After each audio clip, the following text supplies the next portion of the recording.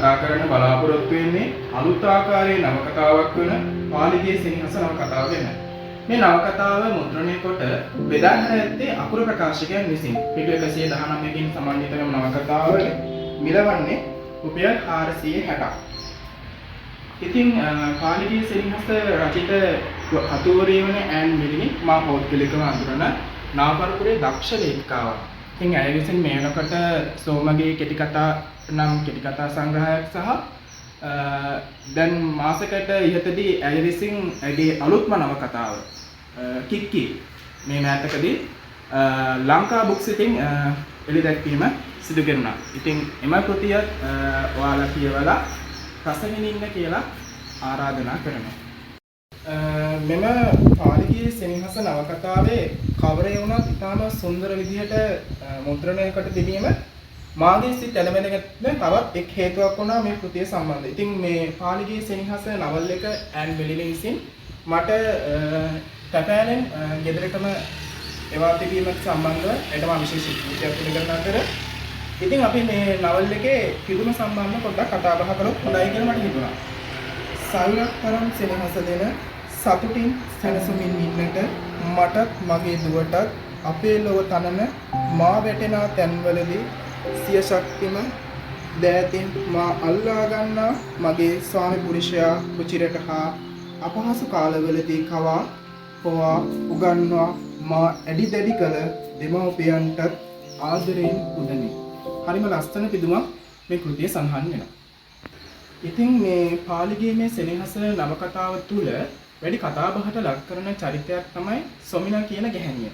ඇය තමාගේ ස්වාමියා කෙරෙහි ඉතාම ප්‍රතිභක්තියෙන් යුක්තව කාලය ගත කරන අව්‍යාජ ගැහැණියක් ලෙස කෘතිය පුරාවටම වැඩි කතාබහට ලක්වන්නේකි. මෙම කෘතියෙහි වැඩි කතාබහට ලක්වන චරිත ලෙස සියානි, සොමිනා, පාලි, කුසාරියා, තිපානිස් මුදලාලි හාමිනේ යන චරිත වැඩි කතාබහට ලක්වන චරිත ලෙස කතුවරීසින් ගෙනහැර දක්වා තිබීම විශේෂ කරුණකි. මෙම කෘතියේ අවසානයේදී කතුවරීසින් ඉතා සෝචනීය කොටසක් අපට ගෙනහැර පානවා. ඒ තමයි මේ පාලි හදිසියේදීම තනියා නැතහොත් අලියා සමහර ප්‍රදේශවල එය තනියා ලෙසත් භාවිතා කරන අතර සමහර ප්‍රදේශවල අලියා කියලාත් භාවිතා කරන අවස්ථා තියෙනවා. ඒ වගේම මේ තනියා පහර දීම නිසා පාලි හදිසියේ වියෝ වීම සිදු වෙනවා. ඒ වියෝ වීම කෙසේනම් දරාගතනේදයි සොමිනා නම් මේ අව්‍යාජ ගැහැණියට මහත් ප්‍රශ්නයක් මතුවෙනවා.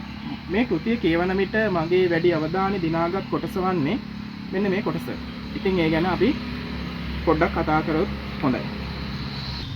සියානිගේ දරුවා වන අමිතාට කඩුල්ල පන්නවත් සමග සොමිනා මුහුණ ගැසුණි. සොමිනෝ අඩේ මේ කොහේ යන්නේ?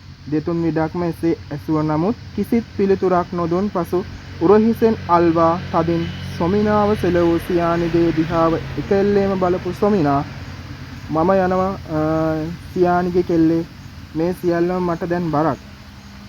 උඹට අමු කැවිල යමු ගෙදරට යයි යකෝ පාලි අයියා නෑය කියලා උඹ පාරේ යන්නේ යමු වරෙන් මා එක්කලා යන් මෙහෙ වරෙන් අර කෙල්ලත් බලාගෙන ඉන්නවා පිස්සිය උඹට මේ යන්නේ අර පාලි අයියා යන මං නැති කොලාට මෙහෙ වරෙන් මගේ ගෙදර මං උඹට දොර ඇරිලා මෙහෙ වරෙන් යන්නේ අය ආයාචනාත්මක ඉල්ලීමක් සිදු කරන්නට විය. ඉතින් පොතක් විත් ලක්මාල් ප්‍රෝග්‍රෑම් එක අදට අවසන් කරන්න තමයි මේ සූදානම. ඉතින් මාත් එක්ක රැඳිලා මගේ වීඩියෝ වල අඩුපාඩු පෙන්වලා දෙන ඔයාලා හැමෝටම හදවතින්ම ස්තුති කරනවා. ඉතින් දිගටම රැඳිලා ඉන්න. අපි ලබන සතියේදී තවත් මේ වගේම අලුත් නවකතාවකින් හමු වෙන බලාපොරොත්තු වෙන සමගන්නවා. ජය වේවා ඔයාලා හැමෝටම. පොතක් විත් ලයික් එක සබ්ස්ක්‍රයිබ් කරපු නැති කෙනෙක් නම් සබ්ස්ක්‍රයිබ් කරලා එකතු වෙන්න. බෙල් අයිකන් එකත් ක්ලික් කරන් යන්න. තාරකා පමණක් දිලෙන ඒ රාත්‍රී ජාමයේ පැහැදිලි අහස පුරා පෝයට පිපෙන්නට අරාදින හඳේලිය රැහැයියන්ගේ කෑස් නාදය පමණක් ඔවුන්ගේ තනි රැක්කා. අහල පහල පැලක කුප්පි ලාම්පු එලියක්වත් පේන්න නැති කෑලි කැපිය හැකි අඳුර මැද්දෙන් අමුතු හීතලක් ඇගේ ගතට දැනුණා. උදේ ඉඳලා ගිනි කාස්ට් එකේ උන්න මහ දඩාර ගස් කොළන් උනත් සඳ කොමලිගේ සෙනෙහසින් නිවිලා ගිහින් වාගේ බව සොමිනාට තේරුණා. කනා මෙදිරිලි අතරින් පතර එහෙට මෙහෙට පියෑඹුවේ ඔවුන්ට යන්තම් හෝ එළිය දෙන්නට වාගේ සොමිනාට සිතුණා. පාලිගේ සෙනෙහස ඇන් මිරිලි විසින් රචිතය.